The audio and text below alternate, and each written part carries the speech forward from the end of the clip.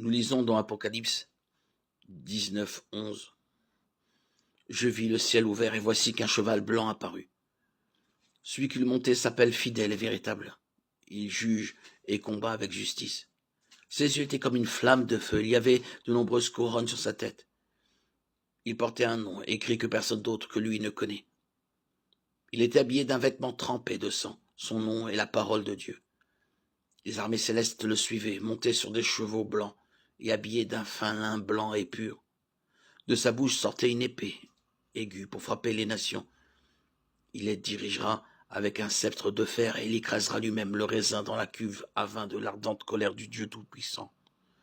Il portait sur son vêtement et sur sa cuisse un nom écrit « Roi des rois et Seigneur des seigneurs ». Je vis un ange debout dans le soleil. Il cria d'une voix forte à tous les oiseaux qui volaient haut dans le ciel.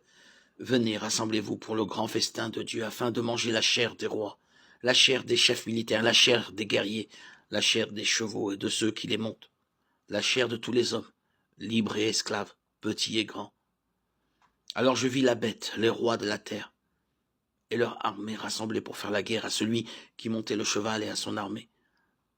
La bête fut capturée ainsi que le prétendu prophète, qui avait accompli devant elle des signes miraculeux pour égarer ceux qui avaient reçu la marque de la bête et adoré son image. Tous les deux furent jetés vivants dans l'étang ardent de feu et de soufre. Les autres furent tués par l'épée qui sortait de la bouche de celui qui montait le cheval, et tous les oiseaux se rassasièrent de leur chair. Jésus, le Messie, le roi Messie, le Meler HaMashiach, reviendra en détruisant ses ennemis et prendra possession du monde qui lui revient de droit.